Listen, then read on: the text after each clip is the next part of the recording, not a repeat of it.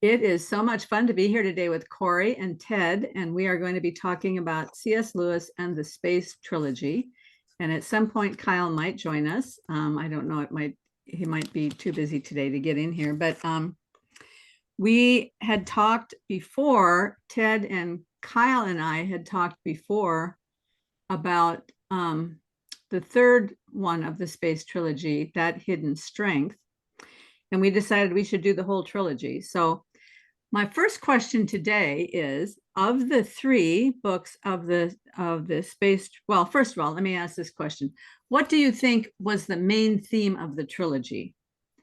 What do you think was the main thing that C.S. Lewis was trying to get across? Oh, Thing. I'm There's a gonna. lot of things.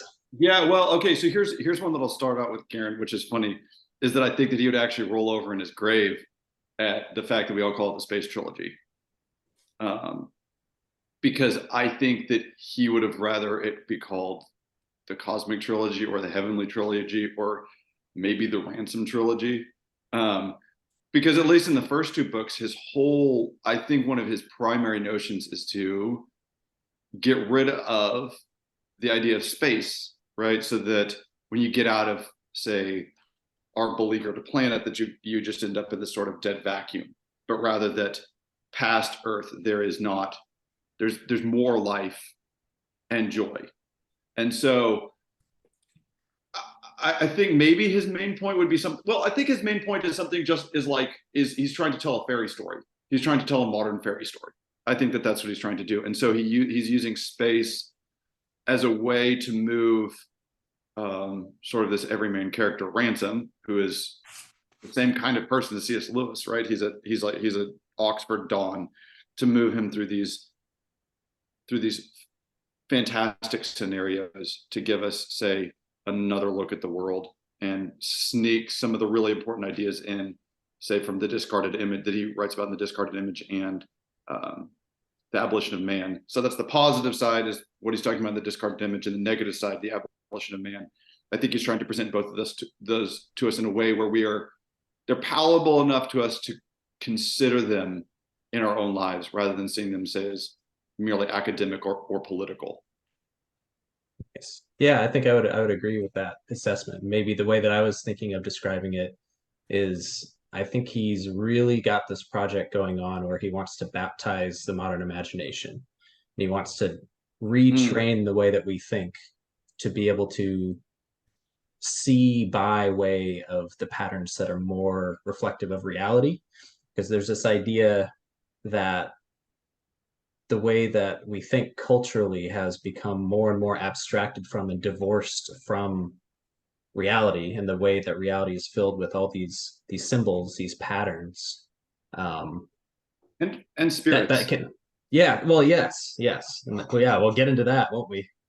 um but yeah, in the way he describes space, he wants to change and rejigger, kind of as an exercise, and also I think there's a practical element to it as well. He wants his readers to learn how to see the world in a different way, and he did that by writing fairy stories, exactly like Ted is saying.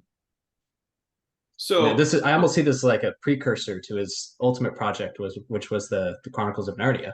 Like he was grasping for a lot of the same things, I think. yeah. And Corey, I just want to take note of your term, baptize the imagination, because he used that term about himself encountering George MacDonald for the first time, right? He said, when I think it was Fantastes, when he read that on a train station as a young man, he said that even though he was not converted, his imagination had been baptized. So I love the notion that he is sort of trying to carry that, pass that on. What he received from George MacDonald, he's trying to pass on to the rest of us, which I think is, boy, if you read The Great Divorce, that really comes through, that he would like to be George MacDonald for the young people um, around him. So, He sure yeah, was for me. yeah, yeah. What do you think about that, Karen? I mean, because I think I could I'm come not down. I'm not as deep a thinker as you guys. So to me, I think if I just simplify it down to one point, it would be trying to illustrate the consequences of the initial lie in the garden. Mm, yes. And how it plays out. And I see that like, well, okay, so the next question would be, of the three books, which one do you think best exemplifies your concept of what the trilogy is about?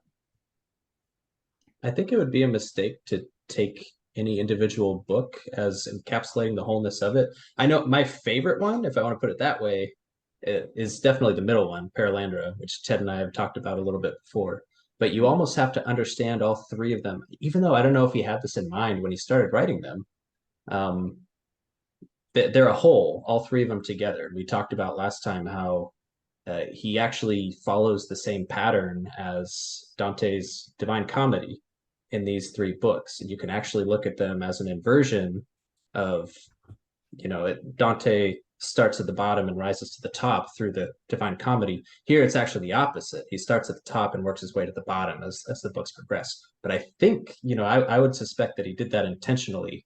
And so there's a progression from book to book, even though the content and the subject matter is pretty unique within each book. The pattern that it follows was an intentional one, and you can look at each book thematically in the same way that Ward talks about in Planet Narnia, how you can look at each Narnia book as a theme or having a principality or like a spirit that you are learning to see by way of as you read that particular story. I think it's the same with these three books, and it's more explicit. In fact, it's easier to see because there's a very masculine martial sense in Malacandra, the book about Mars, and there's this feminine sense in the book of Venus, which is Paralandra. And in the final book, it brings them together in marriage, and it redefined, or not really. His idea in progressing through this is to help us understand what marriage is supposed to be and how that's kind of a fundamental symbol of reality. Which So it's for an unmarried man, he does a pretty good job of.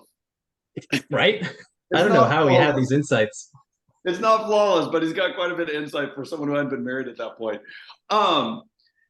Yeah, Karen, I actually want to go back to your notion about the consequences of the fall, because that's definitely just something that's brought up a lot in writing, and but it's almost always approached from the side of, this is what things look like when they're broken, which I think is actually quite a bit easier to deal with.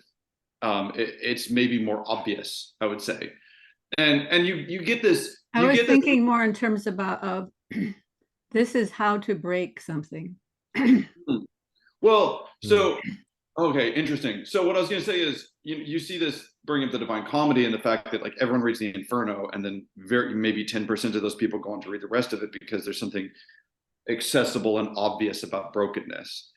But what's really interesting to me about one of the things that's really interesting to me about the Divine Comedy, or about the Ransom trilogy, is that Lewis is actually approaching it from the other side and doing his darndest to actually present a picture of un-fallenness, which is much, much harder to do. And if you want some insight into this, you can go and read a preface to Paradise Lost, where Lewis actually spends a lot of time dealing with Milton's discussion of pre-fall temptation, which, if you start to get into that, you realize is a very complicated issue. And so I think Lewis ends up falling down on the side of a lot of other people, where there's this action, like in Milton's Paradise Lost, there's a fall before the fall, where Eve already is giving into these wrong things before she even meets the snake. And that doesn't seem consistent with the biblical narrative. And so I think Lewis in Paralandra was attempting something like, how do you write about the temptation of an innocent creature in a way that he considered to be more sophisticated than Milton? And I think he's right. I think in the end, I'm always going to fall down on the side of what the Bible presents to us, which is that it happened. Like that, I think that there's maybe some shift in existence that precludes us from really having insight into how can an innocent creature truly be tempted, and it be a real temptation, and not either inescapable or let's say deterministically escaped, that there's some real peril there. And so I wonder if, it almost makes me wonder if Lewis was doing some kind of unconscious pun when he named it Paralandra, because I think the greatest peril in all three of the books is in Paralandra. It's the one but yeah, to go, but I really like Corey's notion that you have, and this is the one that I would definitely read as well, that you have a sort of a narrative presentation of masculinity in the first book, a narrative presentation of femininity in the second book, and then an attempt to work out not the heavenly relation between male and female, but the earthly relationship between male and female in that hideous strength. And it's about it. And you know, when you're reading through them, there is a very strange jump of, it's not until halfway through the book that you get to any of the characters that you remember from the first two. Like and you've got all these different intertwining plots, and you're jumping around between people, and there's so many characters compared to the first. The first two books are very linear, and they have a very limited scope of characters in comparison to the third one, which again you could see as a negative. But if Lewis's project, to take Ward's notion in Planet Narnia, that Lewis's project in his two big fictional series, the Ransom Trilogy and the Chronicles of Narnia, was to give us an opportunity to say walk in the atmosphere of the heavens, in the heavenly spheres for a little bit, then I'm thinking about the part in The Silver Chair when Jill has a conversation with Aslan up on the mountain, and then she goes down into Narnia, and like the thick air of the world confuses her. And so I think you can see, let's say, the purity and clarity of the first two books in terms of their narrative, in contrast to the complicated, intertwining, intersubjective, sort of, I mean, just like tangled growth of the third book, as something like the movement out of the heavens into the rather poisoned atmosphere of the earth. And that's actually what it's like to come out of the heavens and come down and try to figure things out here. And, you know, there's no conversations with angels, with the Eldalah in the last book. You're not privy to any of those conversations. God doesn't speak directly to anyone the way that he does to many characters in the first two books. And so it's something more like, okay, well, given those first two books, here's what Earth is like. And it looks a whole lot like what you and I are used to. There's just, let's say, the incalculable added to it. It's not, you don't have the sort of pure clarity and glory of the heavens that you get in the first two books.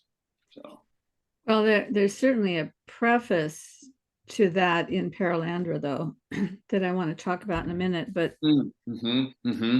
but first, this whole idea about the pre-fall fall, I'm not familiar. I did study Milton in my graduate work, but I can't remember what you're talking about in that, where he might have been talking about a pre-fall fall in there. I don't remember, because it's a long time ago I did my graduate work. Yeah. But I did run into something interesting today when I was reading the scripture. And I was reading Philippians 2:6-11, where it's talking about Christ giving up, emptying himself and becoming obedient even unto death. And I looked up obedient. Well, because I had heard this before, that hearing, when the word hearing is used in the Bible, it typically means obedience, that it's not just hearing, but it's related to obedience. So I looked up the obedience there. It's used as obedience in every single translation. But when you look at the Greek, it actually means like hyper listening, very, very attentive listening. And then it's translated as obedience. So then I thought, well, that's interesting, because I had also just read this verse from Romans, I think 5:19, where it talks about the disobedience of man, and that disobedience is contrary listening. So it's against, in other words, it's inadequate listening. And there is this thing in the Genesis story where Eve misstates what God said, and whether that was because she was inadequately listening, or whether it's because she modified what God said when she was speaking to the snake. There is something there So I don't know if it's a pre-fall, but I do think that there's something really important about attention and listening attentively. Well, isn't that Strake, right? I mean, Strake's doing the same thing where he's picking up this whole religious language and structure, but he just, let's say he hears the parts he wants to hear and not the rest of them. And there's something, let's say, particularly dangerous about having heard part of it and not none of it. Mm-hmm. You know, Karen, as you were talking, I just the other day listened to your interview with Neil deGrasse and Drew Garrett, and my goodness, this idea that there's something about music and about listening, that element of attentiveness that's directly linked to obedience. I don't have a complete thought formed in my head, but it's that you think about the difference between seeing something and hearing something, and when you hear it, it's got more of a direct connection to your emotional reaction to it, right? And so it skips the propositional aspect of knowing, right? And I've been learning about this idea that's particularly strong in the Eastern Church, where you're obedient prior to understanding. And I think probably a lot of Christians would agree with that idea that's a value. But there's a sense in which by hearing, you're receiving something more directly that you are called to be obedient to and but the perception is also different. It's like a thing that's just shaping you as you come into contact with it without you having the consciousness, it skips the consciousness aspect of it. If that, I don't know if that like. Well, I mean, that's a perfect illustration of what's happening in Paralandra when the unman keeps talking to the lady, Mm-hmm. where it's just that continuous repetition of the stories over and over and over again. So when I was talking about the preface of the disaster of Earth in Paralandra, that's the part I was talking about. While we're talking about it, I just want to bring it up because I've got it available here. I'm going to read a little bit. So Ransom is listening to the unman talking to the lady and telling her all these stories to try to get her kind of off base and to get her to stop listening to the king. And as the endless speech proceeded, the lady's questions grew always fewer. Some meaning for the words death and sorrow was apparently being created in her mind by mere repetition.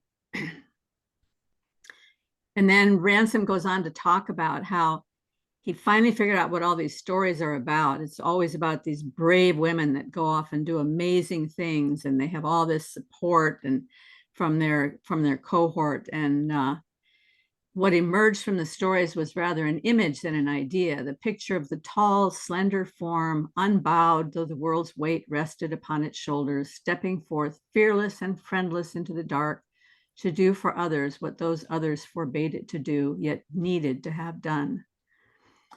And so this is this kind of picture of this goddess, right? But then, but that was all in the background.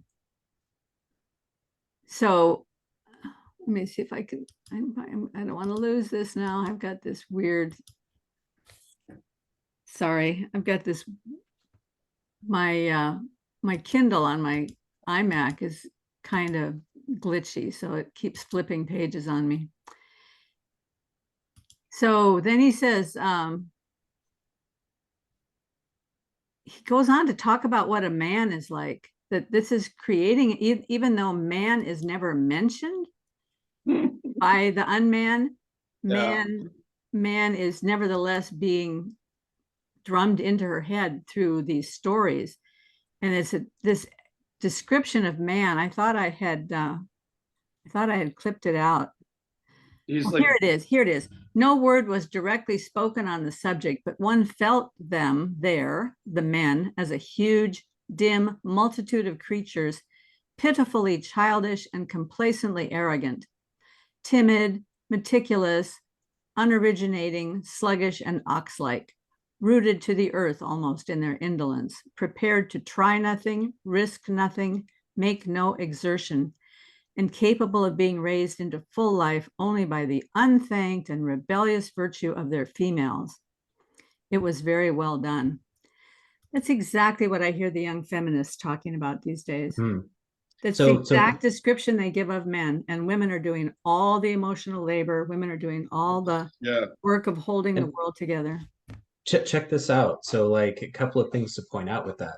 I think it's really significant that the guy who is speaking these patterns and really providing a mythos, like a worldview structure for the new Eve, he is called the unman. He is the opposite of, he is the anti-man in that sense. And he's actually, C.S. Lewis, it's so brilliant. He's presenting how the unman is doing exactly the opposite of what C.S. Lewis is trying to do in this book. That he is corrupting her imagination, her worldview, her way of perceiving the world. Again, with the conversation about music you had the other day about how different cultures perceive different things within music based on the worldview that they're brought up in. If you have a poisoned worldview from the get-go, then you are drawn towards those patterns, even within music, that are inhumane. Like they are things that separate us farther and farther from what is human, from what is good, and from what is right. And this is exactly the picture of what we see. The unman is using the cryptic element, that kappa element that Ward talks about, that C.S. Lewis referenced, in the way that he creates these atmospheres. He's showing how the enemy creates a darkened atmosphere for the woman to try to poison her imagination, and that poisons the way that she sees all of reality, and even her own maker is his ultimate goal. Okay. Oh man. Okay, hold on. You guys just cut me off if you need to, but like there's so much in what you brought up. So I want to start, Karen, you bringing up the two, let's say, visions that the unman is trying to get the green lady to have of the woman and of the man. And first of all, I would say you can go out in the world and throw a dart at the dartboard, and it's like you're gonna see those figures of that woman and that man. I'm like, I remember in high school, like, or in a boarding school, and like the student lounge, they're always watching Family Guy, and like the dad in Family Guy is that. And like, isn't that I've never watched The Simpsons, but my impression of Homer Simpson is, again, exactly the same thing. Like that brutish, hulking, stupid, earthy man is everywhere, and like over and over and over. That's okay. What's going on there? What he's trying to do is he's trying to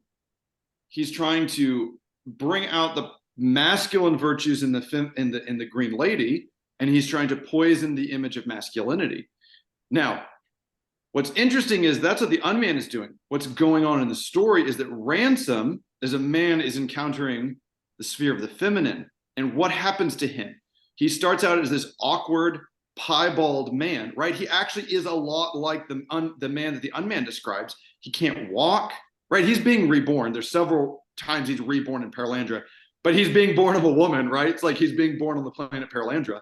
But like, he can't walk. He's like sunburned on one side and pasty on the other side, and he's an out of shape old English professor, right? And he's naked, so that it's all on display. He's not, let's say, he's not a piece of work at the beginning of it. But what happens is when he acts out the role that he's supposed to in defending the green woman against, let's say, improper invasion by the green man, by the unman, the green lady by the unman, then when he emerges from that, like his descriptions are like, he kind of looks like Apollo. He's a, maybe not ripped, but like really fit, like gold all over, like this big full beard. Like he is a picture of like full masculinity and a man who's in control of himself. And you even see that in his reflection as he's going to fight the unman at the beginning of chapter 14. I think it is. Is it chapter 14 or chapter 10? It's chapter 12 where that starts, because chapter 11 is where it's the inflection point, like we talked about before, yes, right? Yeah. That's like the center point of the entire series is chapter 11 of Paralandra. Yeah, right, because it's the Ransom trilogy. It's when Ransom becomes the Ransom. That's the turning point of the whole series. I think if you're going to pick one, it'd be that one. And so then from there, he comes back to Earth as this, let's say, because there's masculinity in the sense of Mars, right? Which is, let's say, something like a more terrestrial masculine. There's another masculine, and that's the masculine of Jupiter, right? There's the warrior man, and then there's the king, right? They're both masculine, but they're different kinds of masculine. And so Ransom, when he comes back, he is, let's say, not an avatar, but an instantiation of the sphere of Jupiter. And so then what you see is he becomes the touch point for this man and woman who are doing the same thing again on Earth. And this is in that Hideous Strength with Mark and Jade Studdick, where you're talking about obedience. Okay, what is Jane's problem? She won't obey. She has to be her own person. She has to have her own life. She won't give herself up to Mark. She won't give herself up to a child. She won't give herself up to the visions that she's receiving, right? She's like being given. I mean, think about, she's conceiving of visions, right? Okay, like there's a, and then Mark's problem is that he will follow anyone and everyone, right? He'll just, whoever it is that's in front of him, he'll just obey it, right? So he is, let's say, Jane is all the worst of the masculine in a woman, and Jane is all the worst, sorry, and then Mark is all the worst of the feminine in a man.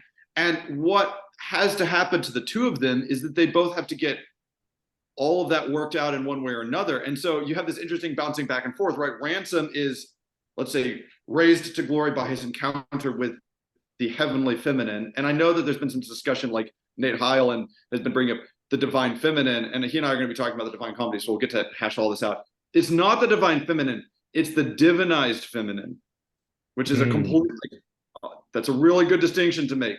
I don't believe like that better, feminine. Yeah. I do believe in the divinized feminine, the deified feminine, very different. So Ransom is made glorious with his encounter with his heavenly feminine, and then he comes back, and as this sort of paragon of the heavenly masculine, he ends up being, let's say, the point around which Jane orders her femininity. And like, there's a lot of interesting subtlety there in her internal dialogue after she meets him, right? Like, she wants to give herself up to him, which is not the right response in that way. It's not the right response to what she's seeing. It's to be even more feminine and give herself up to her husband, right? It's, her husband and not this man who looks like Zeus. So there's all these interesting ways in which they're bouncing back and forth, and you see Ransom having these various encounters, and then because he, let's say, is his name, right? Dante makes this point over and over. We are made for our function, not our function for us. And so when Ransom gives himself up, he is existing for the sake of his function. And when he does that and he comes back to Earth, he is, he's transfigured, right? And then he becomes this vehicle of glory to all the rest of the people at St. Anne's. Again, all this stuff, right? For those who don't know, St. Anne was the mother of the Blessed Virgin Mary. So that's something to chew on. We want to talk about the role of the feminine in the story of the salvation of the world. It's like, of the universe. It's again, he wrote these things. None of it's an accident. So can I pick up on something? Yeah, I just wanted to draw that line of obedience from Ransom on Paralandra all the way down to Mark and Jade Studdick, and these sort of corrupted inversions of the particular form of obedience they're supposed to be taking. I just want to pick up exactly that line that you're going on. It's brilliant. Drew or Ted has read a whole lot more than I have, by the way. I'm going to put that up. I'm very much a neophyte in this realm. I haven't even read the Divine Comedy yet, so I'm excited for your series with Nate because I'm going to follow it.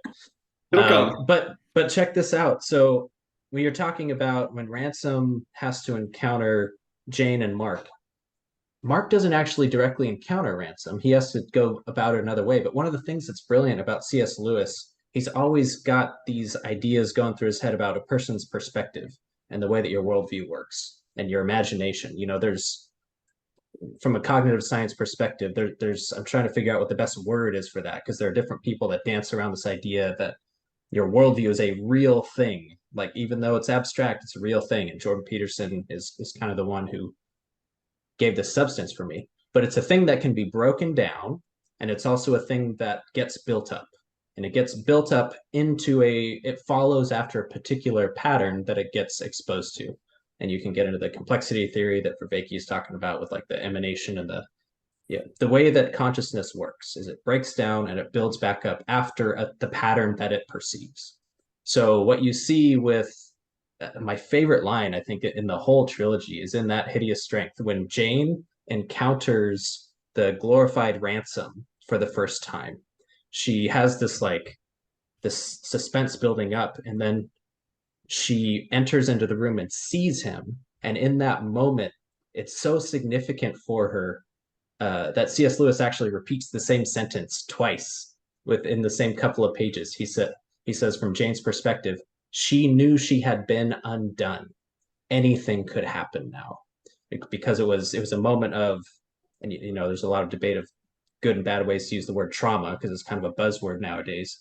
But I think of it in terms of what trauma is, and I'm even working like what PTSD is in a sense, is when your worldview breaks down and collapses because you encounter something that cannot be made sense of by your current worldview. That's kind of what beauty does to you, and that's what suffering does to you. They're two parts of a whole, and I've just been thinking about this a lot. She encounters ransom, and it's like a traumatic event for her. Her worldview collapses, and she just goes, mentally limp in that moment, and knows that the way she has seen the world has been wrong up to that point. And then it slowly starts getting rebuilt by this beauty that she is being confronted with, and her worldview is being rebuilt in the baptized image of Christ, really, is what's happening. It's different for Mark, because Mark doesn't encounter ransom, but what he does encounter is this creepy room that they put him in the NICE, where they are trying to further distort and corrupt his imagination. If you remember, when he's basically imprisoned in this room, he keeps seeing things that ought to be patterns in the room that are just so off that it messes with him, and he knows there's something off about it but can't quite put his finger on it right away.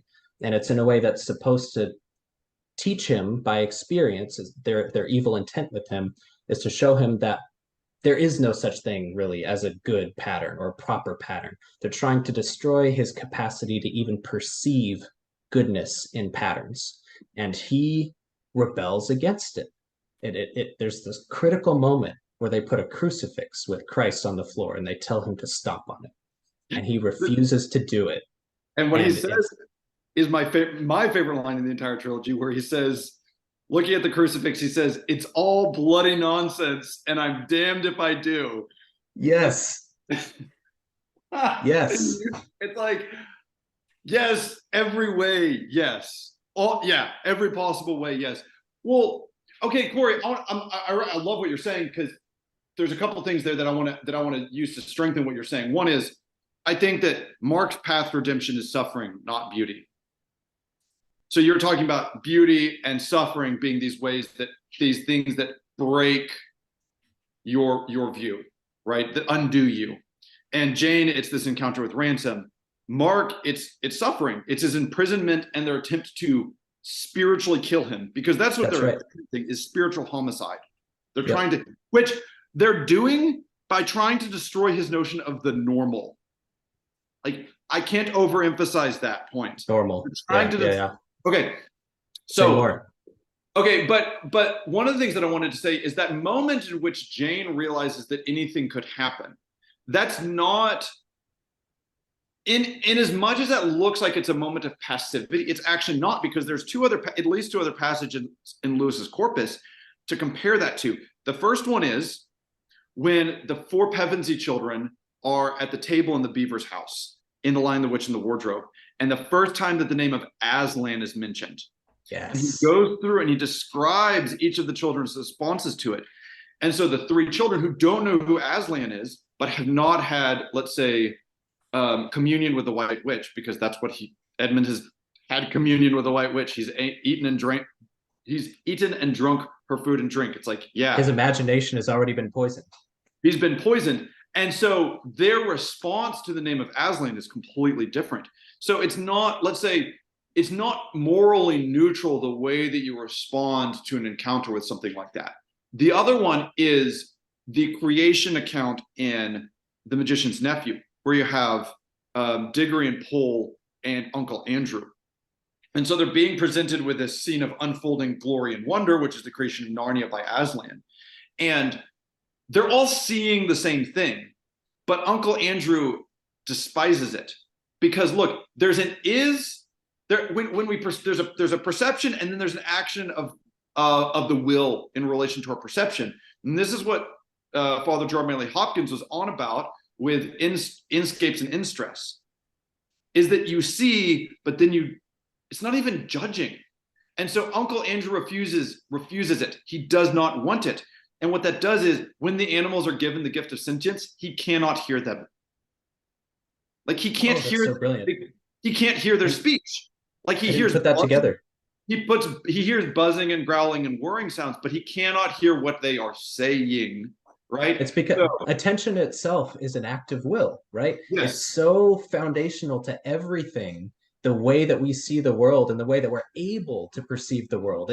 There's a decision that is almost before our decision. And this is where the sovereignty of God, that is actually a really important concept, because the things that we're exposed to a degree shapes what we're able to see later on. Then that's completely outside of our control to some degree. But at the same time, what we pay attention to, and Karen, you were talking about this earlier, attention is such a central aspect to all of this, because what you pay attention to is what shapes your imagination and your worldview, and gives you the ability to, for example, understand the animals when they start talking at you. Well, that's crazy. That's awesome, Ted. I've never thought of that. The thing with Andrew is a perfect example of contrary hearing, right? He's hearing the opposite of what there is to hear, which means basically he's in disobedience at that moment. That is that's the definition of disobedience. Contrary. Yeah, that's right. So to go back to this vision that Jane has of ransom, I was actually pondering this when you were talking about it, Corey. The first thing that actually came to my mind, given who I'm talking to, is St. Andrew's Orthodox Church in Riverside. Yeah. And various other stories that I've heard, particularly the old Catholic cathedrals in Europe, where there's this sense of people walking into these churches and being undone. And I found that really fascinating. This isn't something I'm going to get into at all, but I think that there's a huge amount of overlap between what Lewis is talking about with Jane's encounter of ransom and what Charles Williams talks about in the figure of Beatrice. So that'd just be something to ponder. It's the thing that pulls you forward. It's not well, okay, but this is you just have to be careful about what you mean by beauty. And this is the thing, I think this is really worth talking about. Yeah. Because Mark Studdock sees what he thinks is beauty in Lord Feverstone, when Lord Feverstone shows up to take him to Nice, right? Also, compare Lord Feverstone taking Mark to Nice at the beginning of that book with the scene in Pinocchio when the coachman takes all the boys to Pleasure Island. Like, Jane describes him as having like a shark-like smile, but Mark looks over at him and he's just like, his clothes fit, the leather of the car just exudes like that they're going somewhere important and they have big things to do. And the way that his like bony hands grip the steering wheel, like, to Mark, it's a vision of beauty, but it's a totally corrupt, it's base. It's a base vision of beauty. And so he gets completely out of whack. But one of the things about that Hideous Strength that I love so much, because here's one of okay, and Corey, you and I ended up talking a little bit about this when we had that conversation about Paralandra. One of the interesting things about that Hideous Strength is that the main characters don't accomplish anything obvious. They're just there. And so you're like, well, what's the story? You can argue that there's a lot of finesse that you can shade that a lot, but like most, the hierarchy is important to understand, right? Because they make decisions in terms of attention and obedience. Yes. But to your point, like, it's not what we would normally think of as taking action, right? The same thing happens to Ransom in Paralandra. Why am I here? I was sent here. Why am I here? And he just sort of wandering through there for the longest time, trying to figure out why he's there, and just listening and trying to react to what seems reasonable to him at the moment, but he's not acting on anything until, and here I have to make a big confession, for whatever reason. So I read through the first one of the trilogy and got through it just fine. I understood the whole thing. I'm reading Paralandra. It's so beautiful. There's so much lovely stuff in there. And I finally got, it took me a long time to get to this place where I just quoted from, because every time I pick up that book and I start reading it, within 2 pages, I'm asleep. And I don't usually fall asleep while I'm reading, and I have no idea why, but it took me couple of weeks to get through the first half of Paralandra, so I didn't make it to the end and for today. So I don't even know what the hinge point was in chapter 11. Well, Karen, Oh, I can. yeah. My guess is that was either the devil or some lower demon. That was. I'll also say you that know you're what? I definitely know not the that only sounds one. funny, but No, I'm completely serious. I totally believe that they can either. So one of the things I heard years ago when I was a new believer was that if you have a problem sleeping at night, just start praying for somebody and you'll fall asleep almost immediately, because the enemy doesn't want you praying. So all the things he was putting in your mind to keep you from sleeping, he'll stop doing that so that you can fall asleep, just so that you won't pray. Amazing. And I thought that was great, or meditate on scripture, Yeah. work on your memory verses or something, and you'll just fall asleep immediately. Well, that That's probably has great. a lot to do with why the vigils were so important to the monastics. That there's a real fight right there. I wanted, if we can spend some time then on that hideous strength. There's just some really fun stuff in there that I Well, appreciate. before we go to that hideous strength, we completely skipped over the first book. And I would love to know. Oh, okay, yeah. It's a very fun book. It's a very interesting book. Yes. It didn't have the same visceral impact on me that Paralandra has so far, because when the unman starts in on the lady, I almost can't read it. It's just so painful. I just want to say, stop listening to him. Yeah. But in the first book, what do you think that was all about? Is he just like setting a stage, or I mean, what do you think that was all about?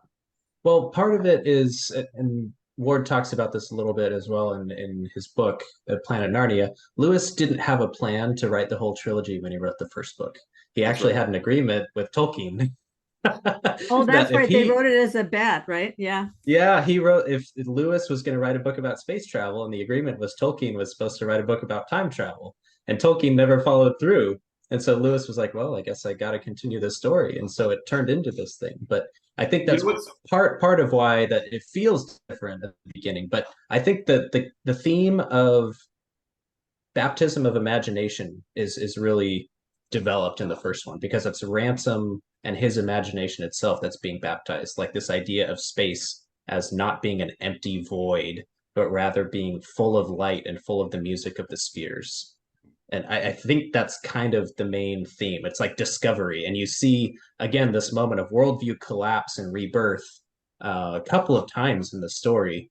One where he sees the Earth outside the window of the spaceship as he's leaving, that moment of just sheer panic when, like, I can't remember exactly the way Lewis describes it. Maybe you can help me out, Ted.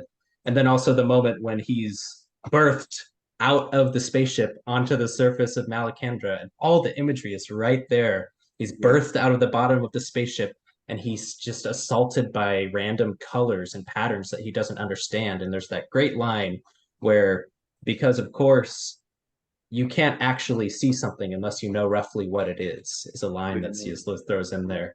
And so he has these moments of like his worldview is just being destroyed over and over again and rebuilt with this new concept of what reality is. I think that's the main theme of the first book. I would Ted, help me out there. Yeah, well, I mean that's great, and I don't disagree with any of that. Particularly looking at it from the reading of that, this is a book about masculinity primarily, and so there's some things that strike me immediately. One is that Malacandra has 3 sentient races on it. You've got the Hrassa, the Sorns, and the Fiffletriggi. I definitely am in the firm camp that is a silent P at the beginning of the Fiffletriggi. Concur. And so there's something there's a number of interesting things about them. One is that they are all very different from each other. Like visually, they're very different, and then in terms of their activity, they're very different. And they all have this it's when you get to the end, when you get to the island. I wish I could remember the name of the island where the Oyarsa lives. Can anyone help me out there?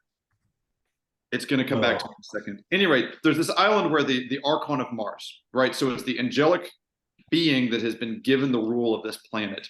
It's where it makes itself manifest, because it doesn't dwell there. It makes itself manifest.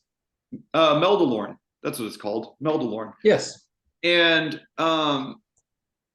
you see them come together there. And so there's when you have the Hrasa, who are they're agriculturalists and they're poets, right? So they sing and they farm and they hunt and they live in little villages. And then you have the Sorns, who live up on these high plains. It's rarefied. I mean, come on, they live basically in ivory towers, but they're extremely learned, and they're astronomers and they're herdsmen.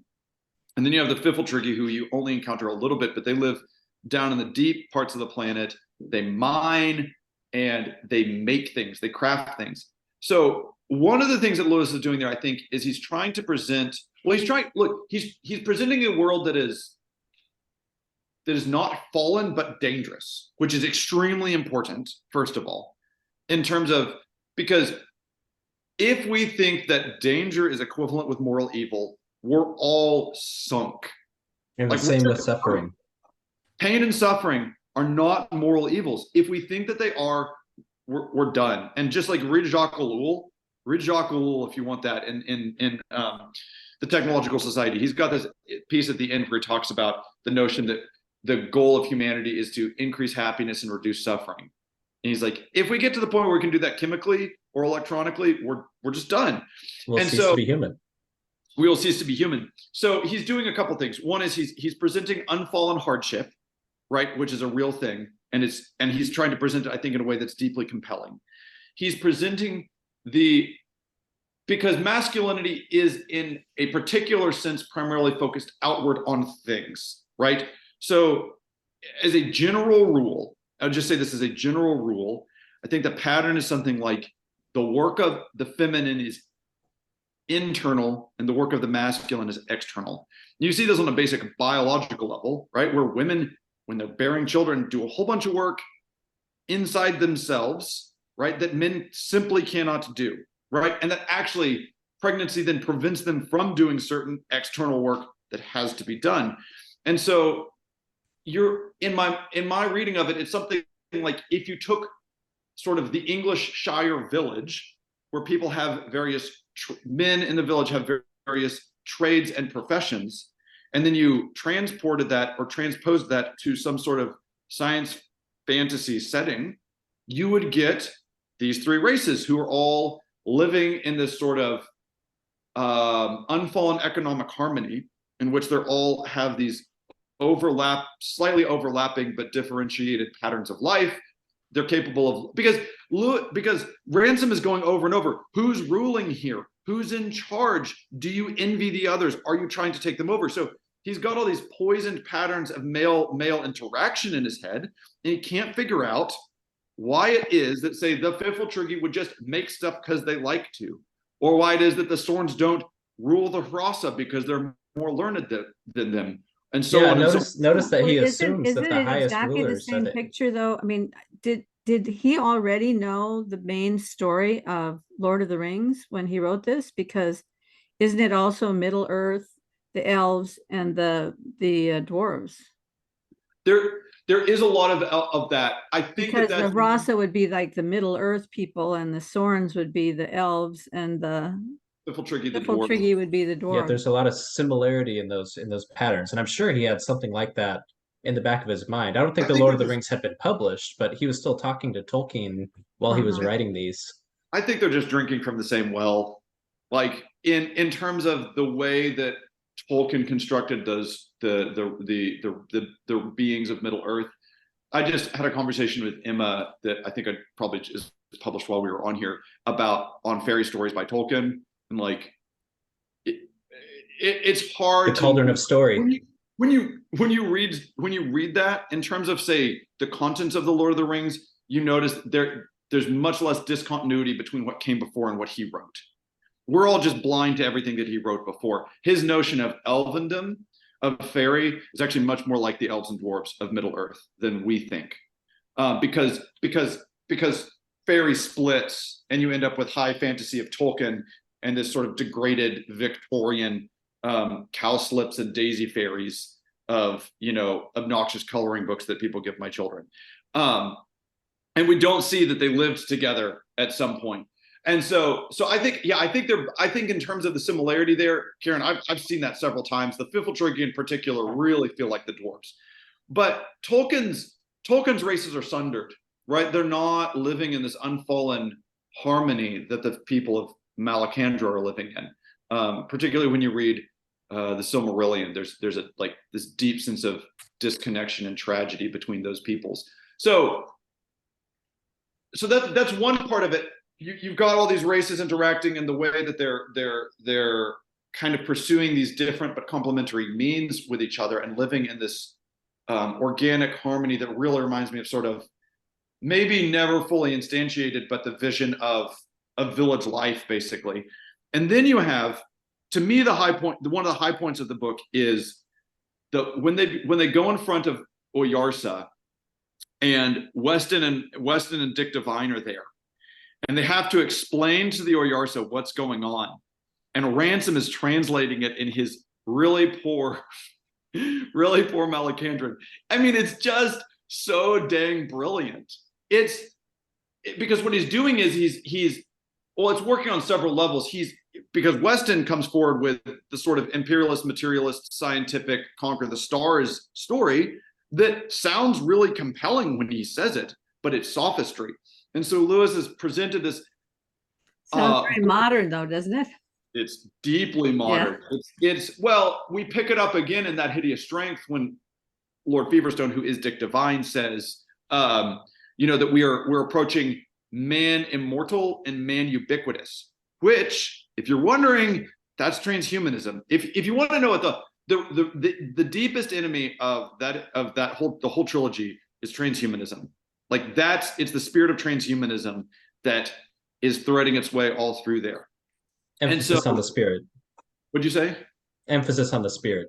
Emphasis on the spirit, because it's transhuman. And so what happens when you try to make a man immortal is you end up doing things like severing a man's head and hooking it up to hoses and ending up getting demons from the moon, leading your scientific organization instead of actually making man glorious, because that's actually how the world works, if you're wondering. Pajot just posted a video today on pretty much exactly that subject, because it was about conspiracies and how conspiracies work, because that is how they kind of work.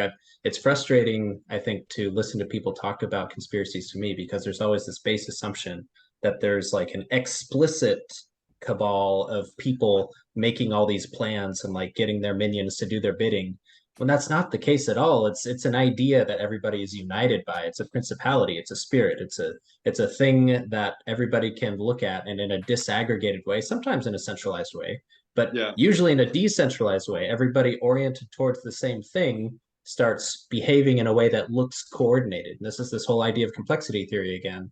I'd love to hear you talk about that in a biological framework at some point.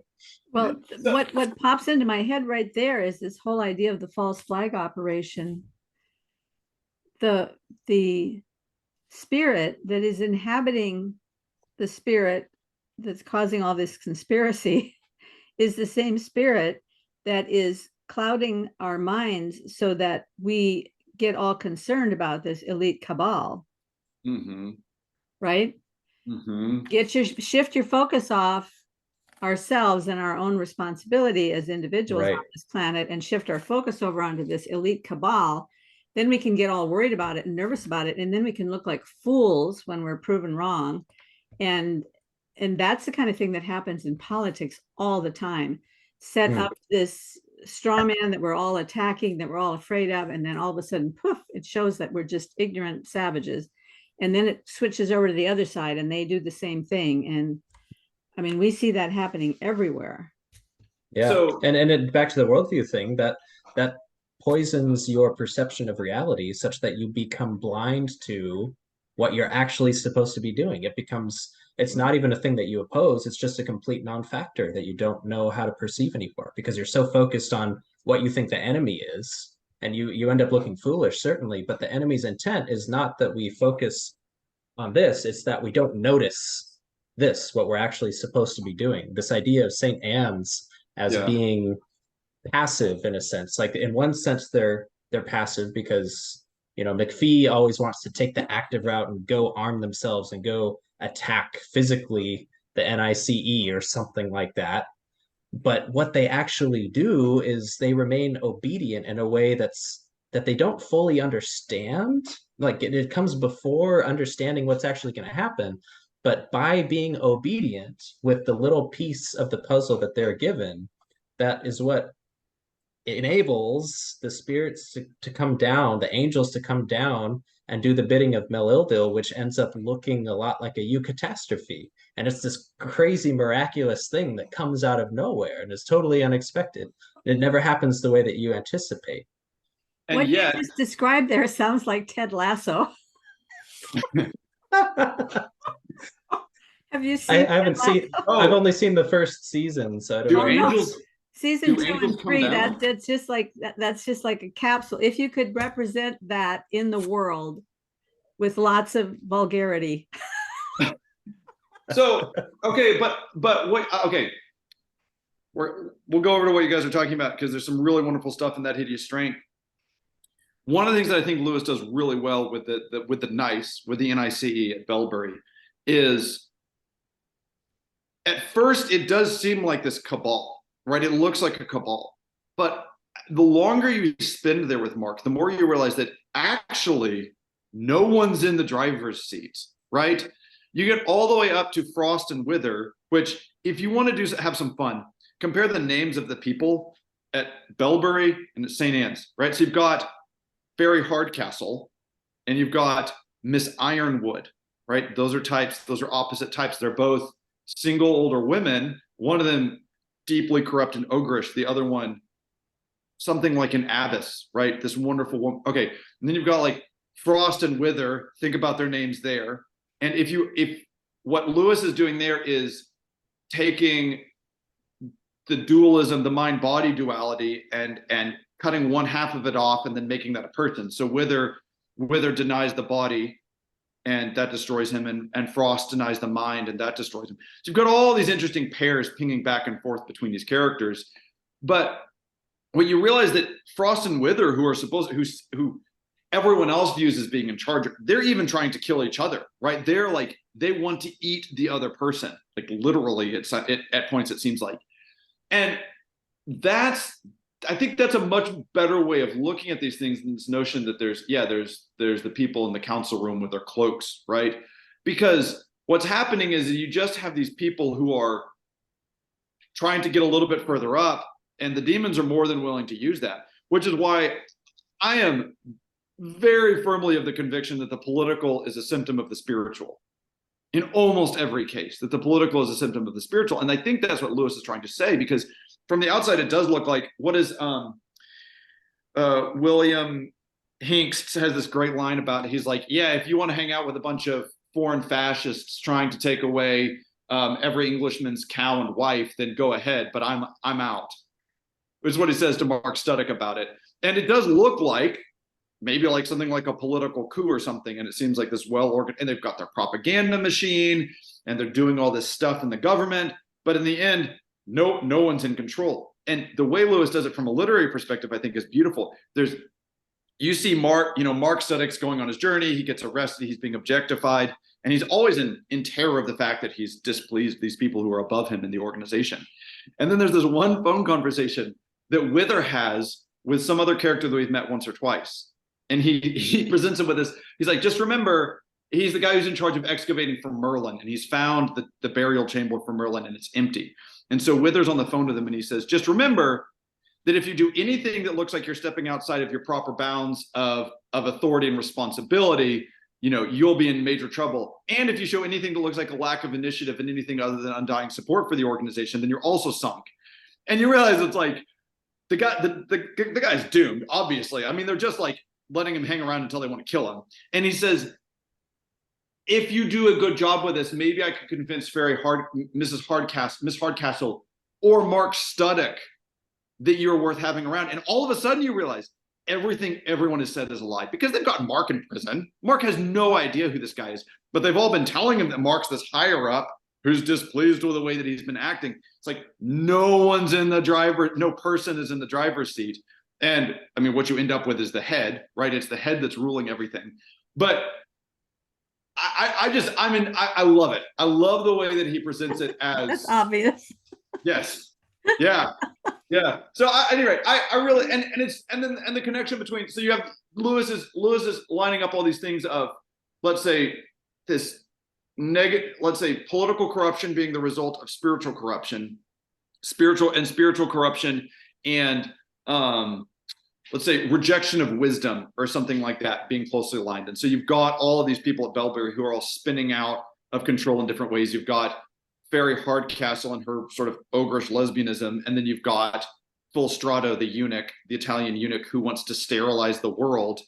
I mean, like, all of these, you look at that and it was like, I remember reading this as a teenager being like, oh, that's terrible. And now I read it and I'm like, oh, that's like right now. Real life. That's just life.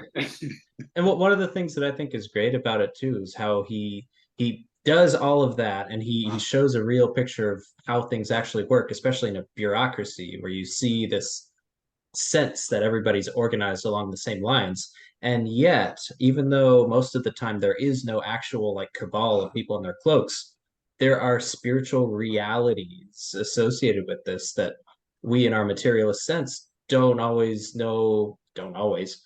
I mean, I put myself in this camp. I don't know how to perceive these things. And I think that the way that he brings that in is so brilliant. And I wanted to tie this series into Dionysius the Areopagite a little bit too. I've only just started reading the Celestial Hierarchy for the first time. And it's like, I don't know if you've looked at it at all, Ted, but I've started to do a lot of like note taking and highlighting in the books that I read. I started like highlighting, and I just realized that if I didn't stop, I would highlight every single line in the whole book. So I know, Karen, you haven't read the end of Perelandra yet, but I don't think this will provide any spoilers. But Oh, Ted, I I don't know don't if you've mind. noticed I don't this. mind. I may never get to the end of it because every time I start reading it, I fall asleep. Just power through. Oh, once you've gotten to the I'm part getting where, lots of rest lately, though. well, that's good. That once it sounds like you're at the part where it starts to get mind blowing too. You're not the only one who says that, by the way. A lot of people find the first half of Perelandra to be really, really boring. No, I don't find it boring. That's the funny thing. I have half of it highlighted. I'm just enchanted by it, and there's so many ideas there, and I could write essays and essays about it. I'm just saying, I was trying to power through so I could finish for today, and I've taken more daytime naps in the last 2 weeks than I have in my whole life because I never fall asleep in the day. That's very peaceful, isn't it? Once you get to chapter 11, like you won't be able to put the book down for the rest of the time that you're reading it, guaranteed. So what were you going to say? I want. So at the very end of Perelandra, Ransom meets the two Oyarsa of Malacandra, who he's met before, and the Oyarsa of Venus, of Perelandra. And there's this moment where Ransom is conversing with them, and they're waiting for the king and queen, the Adam and Eve of that world, to arrive.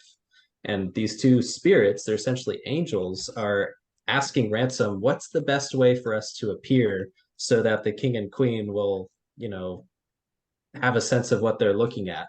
And it's kind of a brief thing, but first of all, they call themselves archons. I don't know where else the history of that word comes from other than a reference to the archon of Athens, like the person who was essentially mayor for a year in Athens in ancient Greece.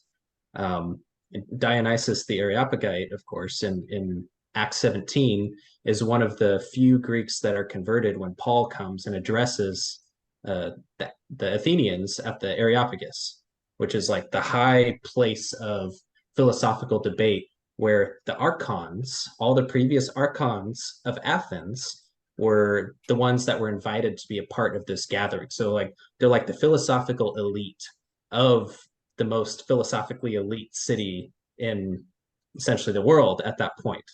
And so Dionysius the Areopagite, and he wrote this stuff, or there's debate on who actually wrote this, but it has his name attached to it. And he has a thing that he wrote called the Celestial Hierarchy. I think the Pajot brothers pull from him a lot in the stuff that they work on.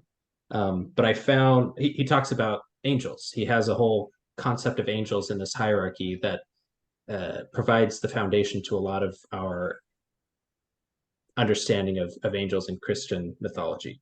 All that to say, I noticed a couple of interesting similarities. I'm going to read briefly from Paralandra here. Let's see. So the two angels are changing their form to demonstrate to Ransom, like, it's almost like they're putting on different clothing. Like, should we wear this? Should we wear this when the king and queen arrive? So the Archon of Paralandra says, look on this and tell us how it deals with you. The very faint light, the almost imperceptible alteration in the visual field, which betokens an Eldil, vanished suddenly. So that's the way they normally appear. They're like this light that you can almost barely not perceive. The rosy peaks and the calm pool vanished also. A tornado of sheer monstrosities suddenly seemed to be pouring over Ransom.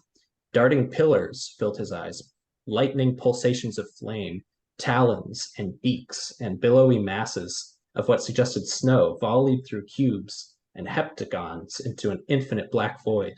Stop it, he yelled, and the scene cleared. He gazed around, blinking on the field of lilies, and presently gave the Eldila to understand that this kind of appearance was not well suited to human sensations. Look then on this, said the voices again, and he looked with some reluctance, and far off between the peaks, on the other side of the little valley, there came two great rolling wheels. There was nothing but that, concentric wheels moving with a rather sickening slowness, one inside the other. There was nothing terrible about them if you could get used to their appalling size, but there's also nothing significant. And then finally, they take a form that looks more like what we would imagine to be angels, and they're pretty good matches for what they conceived Mars and Venus actually look like in Greek mythology. Now compare that to what I found in chapter 2 of the Celestial Hierarchy from Dionysius the Areopagite. I must describe the sacred forms given to these heavenly ranks by scripture, for one has to be lifted up through such shapes to the utter simplicity of what is there. We cannot, as mad people do, profanely visualize these heavenly and godlike intelligences as actually having numerous feet and faces. They are not shaped to resemble the brutishness of oxen or to display the wildness of lions. They do not have the curved beak of the eagle or the wings and feathers of birds. They must not have pictures of flaming wheels whirling in the skies, of material thrones made ready to provide a reception for the deity, of multicolored horses or of spear-carrying lieutenants, which is what Mars ends up looking like there in Paralandra. So I've only just started reading this book, but you can see very clearly that Lewis was referencing Dionysius, I think, when he was thinking about how to present these angels, and he was toying with all sorts of different stuff. I don't know if you've noticed that, Ted. And I also haven't finished reading Planet Narnia, so I don't know if he talks about that there at all either. Well, can I ask a clarifying question first? Is that the one that they call pseudo Dionysius? Yes, yeah, because there's from these actual writings, there's disagreement as to whether it was actually Saint Dionysius the Areopagite who wrote them. I think probably a lot of modern people would say that it was somebody else who took his name. I don't know enough to have an opinion on that. Well, the thing But I it's part heard of the was that church somebody mythology. else later on in history didn't want to lose some of the early writings, but wanted to give more cachet to their writing. In order to preserve the early writings, they needed to give more cachet to it, so they took on the name of Dionysius in order to make themselves, not make themselves look better, but in order to make the writing have more visibility. Is that right? Yeah, that's what I've heard as far as one of the theories from where it came from. So it's like Paul Vanderklay making videos about Jordan Peterson to get out the algorithm's attention. Yeah, right. Corey, I don't know. I mean, if you spend time with, say, the discarded image and the allegory of love, it's way beyond my pale to be able to tell you whether or not he was pulling directly from the celestial hierarchies from Dionysius, or if he was simply let's say, so soaked in the people that took that as a foundational text that it came through in his writing. I mean, it's just, I was looking at some stuff about Saint Hildegard today, and there's this wild illumination that she's got of the 9 celestial hierarchies. Those show up in the Divine Comedy.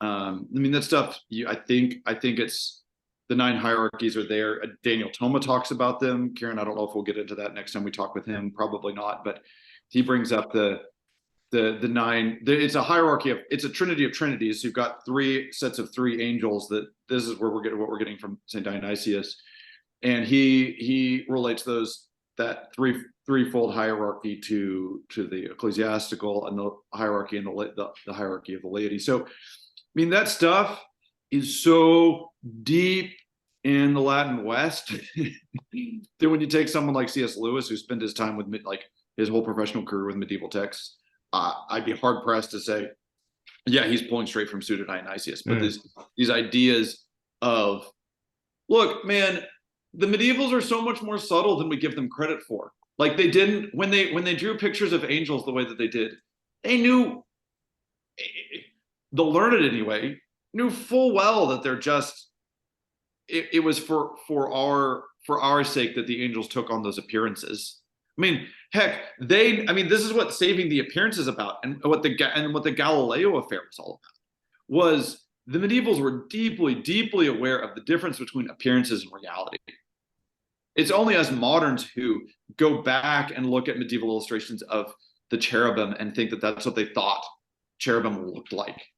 No, everyone knew that that's not how it is. If you look at Eastern iconography, the icon for the Trinity is the 3 angels that visit Abraham at the Oaks of Mamre. Yeah. It's like everyone knew that when you made an illustration of an angel, you weren't showing what they looked like in their body, because everyone knew they didn't have bodies.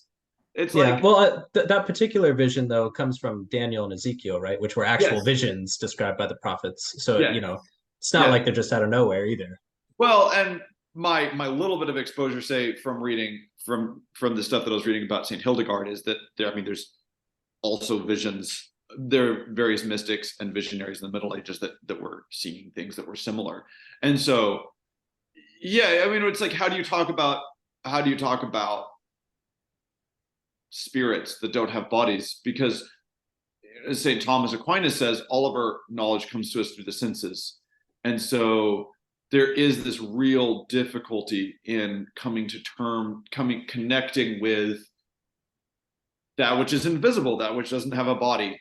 And I think this is in a lecture from the Thomistic Institute, but there's this notion that in Adam and Eve walk with God in the garden, right? And so they know, they see. Their primary access to knowledge of God is through sight.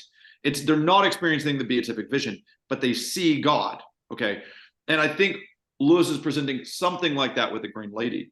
Well, post-fall, it is hearing and not seeing that becomes our primary way of correcting ourselves and coming into a relationship with God and with ultimate reality. To your point, Karen, about this connection between obedience and disobedience, about hearing rightly and hearing wrongly, hearing against. And in Catholic theology, you see this very, very clearly, because the center point of the Catholic spiritual life is in the Eucharist, where not only is the divinity of Christ hidden, but the manhood of him is hidden as well. And so how do you know the thing that looks like bread and wine at the front of the church building is in fact Christ? Is because you've heard. So you access that knowledge not through sight, but through hearing. And the same problem exists with, say, spirits and angels. How do you recognize them when all of your knowledge comes to you through the senses? It's by hearing. Hearing is what gives you access to that, and which is why we read Dionysius. So that's awesome. Thank you, Ted. That's actually really so. Think about this now. He describes angels in this way in Paralandra, and then in that hideous strength, back to this bureaucracy thing. It could be easy to look at that and say, oh, well, if there's a demon in this story, and the demon is finally made physically manifest by the head at the end, this terrible head that's giving an actual voice to the demons, that's not strictly just the case, because if you're looking at how Pajot is talking, you could almost make the argument that the demon is manifesting itself by embodying itself in the bureaucracy itself through the Yes. multiplicity of everybody participating in it. And the Yeah. head is like a further instantiation of that in a fractal sense. And like it is the principality kind of condensing into a very specific form. But what Yes. gives body to the demon itself is all of the members of the NICE behaving with a particular attention oriented towards it. And so it's almost like an evolution of his thoughts on what an angelic being is, maybe. I don't know what you think about that. I'd also like to throw a question out here because I mean I don't know, but so you're talking about the nice NICE being, say, an embodied spirit of some kind. But doesn't the wider world around the nice have some responsibility for having taken their eyes off the ball, so to speak? Nobody was paying attention. Nobody Yes. was really thinking about how their tax money was being used to support this. Nobody, and other people were thinking, wow, this is going to be so good for the community. There's going to be lots of building going on and new jobs, and everybody got all tied up in the glamour of it. So it's more than just the spirit of what's going on in the bureaucracy itself. It's also this spirit of dullness or lack of attention that's going on in the wider world around that. Yeah, I think that's right. And I think that's also why this idea of the machine that Paul Kingsnorth talks about a lot is really helpful, because, they're just like in the good hierarchy, maybe the hierarchy of reality, where there's a center and then you move out farther towards the periphery. I think that's probably true of bad hierarchies as well. Like you have the bureaucracy, and like as it goes in towards the center and up towards the top, you get more and more towards, the people who are at the center of the cabal, and then the head itself, once it makes itself manifest. But you're right in that everybody, by the way they exist in the world, can give the ability for this thing to exist. And you could say they maybe exist on the fringe, but they're still part of the machine that's operating with this strange unity to give it the space. And there's a sense in this is I don't know what you both will think about this, but my sense of how this works in reality is just us, like in our world, just by existing in a fallen world, we participate in the fallenness of these, I don't know, beings, machines. And that's part of the sin that we participate in a communal sense rather than an individual sense. There's maybe individual sin and communal cultural sin. Just by existing in the world in the way that we do, even if you have no, intention with respect to the evil that's going on, by participating in it, we participate in the evil that's being undertaken. And so when we pray, Lord, have mercy, Well, yeah, yeah, and all the litanies, like pay attention to the litanies of prayer. I mean, they're the opposite of that. Karen Lewis has a great response at the very end of that Hideous Strength. So I'm just going to read a little passage. I wanted to ask about Edgestow. That's the town where the Nice is, which ends up being wiped from the face of the earth by the angelic powers. I want to ask about Edgestow, said Mother Dimble. Aren't Merlin and the Eldils a trifle, wholesale? Did all Edgestow deserve to be wiped out? Who are you lamenting, said McPhee, the jobbing town council that would have sold their own wives and daughters to bring the Nice to Edgestow? Well, I don't know much about them, said she, but in the university, even Bracton itself, we all knew it was a horrible college, of course, but did they really mean any great harm with all their fussy little intrigues? Wasn't it more silly than anything else? Oh, aye, said McPhee. They were only playing themselves. Kittens letting on to be tigers. But there was a real tiger about, and their play ended by letting her in. They've no call to complain if when the hunter's after her, he lets them have a little bit of lead in their guts too. That'll learn them not to keep bad company. Well, then the fellows of other colleges, what about Northumberland and Dukes? I know, said Denniston. One sorry for a man like Churchwood. I knew him well. He was an old dear. All his lectures were devoted to proving the impossibility of ethics, though in private life he'd walk 10 miles rather than leave a penny debt unpaid. But all the same, was there a single doctrine practiced at Belbury which hadn't been preached by some lecturer at Edgestowe. Oh, of course, they never thought anyone would act on their theories. No one was more astonished than they when what they'd been talking about for years suddenly took on reality. But it was their own child coming back to them, grown up and unrecognizable, but their own. So yes, Karen, I completely agree with you. It is, and you compare that to the conversation that Merlin and Ransom have, where Merlin says, well, why don't we go to the king? Ransom said, the king's powerless. Well, what about the French king? What about the emperor? There's no emperor. And he's basically like, can we go to one of the kings of the East? And there's this heartbreaking passage where Ransom says, like, no, the poison has spread everywhere, and everywhere you go, you will find men worshiping machines and sterile beds. Sterility is a very interesting theme, and there's some again, there's 30 hours of stuff to talk about in here. But Lewis very much says, yes, let's say we build the nest for these things when we let down our guard, when we turn away from wisdom, when we turn from God, when we pay attention to the wrong things. Right. So I think all the time about our Lord's parable where he says, a man has an unclean spirit cast out of him, and the spirit goes and wanders in hard places. And when it comes back, it finds the man's, like the inside swept clean and put in order. And what does he do? He goes and he finds seven spirits more unclean than itself. And they come and they take up residence with a man. It's like, why can you take up residence in the man, even though everything's been put in order? Because the house is empty. And so, morally speaking, you can look at Western civilization as, in a lot of ways, being swept and put in order. I mean, this is Tom Holland's whole argument, right? That the moral landscape of the West was completely and utterly rewritten by what Christ did. But here's the problem. If the house does not have the Holy Spirit dwelling in it, those old spirits are going to come back.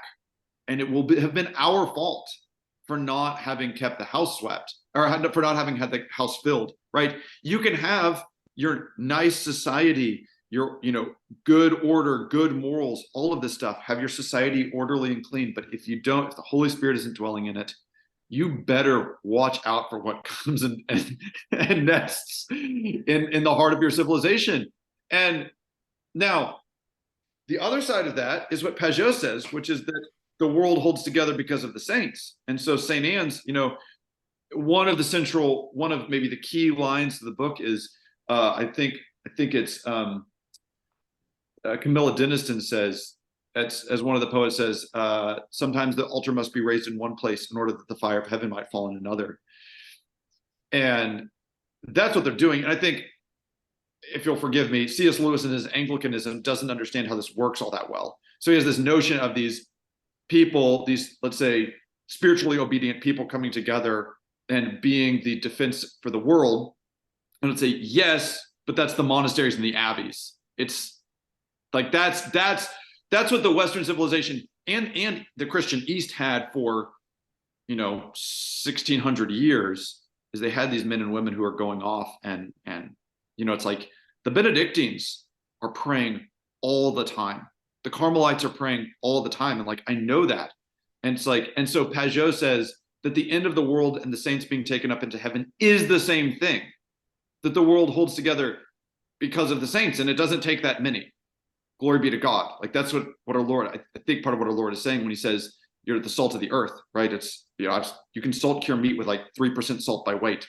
It's not that much. You can keep the whole thing from spoiling.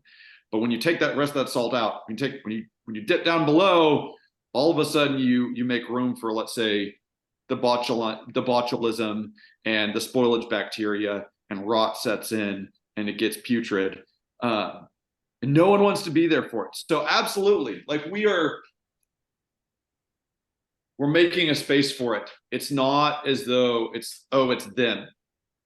It has to happen in every single person's heart. And this is the thing. So how do you keep nice from happening? You keep nice from happening by daily acts of obedience. And this is the thing that I'm like so dead set on people understanding, is the way the world holds together is by people being faithful on a daily basis. And like, you see what Merlin says in the story is, if that Mark and Jane had simply been faithful to their wedding vows and conceived a child, then none of this would have happened. And so, but there's two sides to that. You can't know what your private disobedience is going to let in. You have no idea what that's going to do. On the other hand, you also have no idea what your private obedience is going to do. And so what we're left with is we read stories so that we can see how these things play out. But at the end of the day, it just comes down to, are you going to follow God? Like you specifically, when no one's watching, because you cannot have a consequentialist mindset because you just don't know. You just don't know. And you don't know what time scale you're talking about. And you don't know, you just can't see where the effects are. So what do? You obey. And we read this fairy story to my kids last night called Mother Hildegard from Robert Pyle's The Wonder Clock. And there's this little throwaway line where the princess falls into a well and she ends up at Mother Hildegard's house. And Mother Hildegard says, I'll send you back home if you serve me for a year and a day. And so she goes about her business, blowing on the fire and sprinkling water on the clothes. And it says, Mother Hildegard's house was a strange place. What the princess didn't know was that whenever she blew the bellows on the fire, the winds blew on the brown earth and spun the windmills and ground the meal for everyone. And when she sprinkled water on the clothes, the rains fell on the earth and watered the crops and the grass. And it's like, that is actually true. That's beautiful. When you take care of the things that are given to you, that is one of the principal vehicles of God's mercy and grace in this world. And you don't get to demand to see it. You read the stories so that you can believe it. And then when you die, and if you die in Christ, then you'll get to see it. And you'll see how all those meals for your kids, right? All those little conversations that you had with people, that your evening prayers, and on and on and on and on, then you'll get to see. But like for us right now, it's daily obedience, gratitude for what God gives us. And there isn't another way to save the world. That's great, Ted. So Corey, I'm going to give you the last word. I have nothing to add after that. That was a great homily right there. Well, we still spent most of our time on that hideous strength, but I think that's because it's earthly and it's easier maybe for us to understand the implications of it. So this was amazing. Thank you guys so much. I hope we moved the needle forward just a little bit. I know you all have been having a lot of conversations about this, so I don't know if anything new came out, but. No, it did for me. Like I said, I'm new at this. Like I was expecting to listen a lot more than I talked today. So I'm enjoying myself. And thank you, Karen, for giving us the space to have more conversation. Well, thank you for talking to someone who doesn't know anything. I don't know appreciate anything. that because you both have read so much more than I have. And anyway, it was great. Can I just one little thing? Yeah. In the epistle to Philemon, St. Paul says that he wishes that we would be active in sharing our faith, that we would know the fullness of the riches to which we've been called. So there's something about this sharing of these things that helps us see how rich they are. So thank you for giving us that, Karen. I appreciate it. Well, it's so great to be reminded every time I have one of these conversations on the fullness of the riches of the glory of God and his deep grace. And so thank you guys so much. Have a great week. You too. You too. Bye.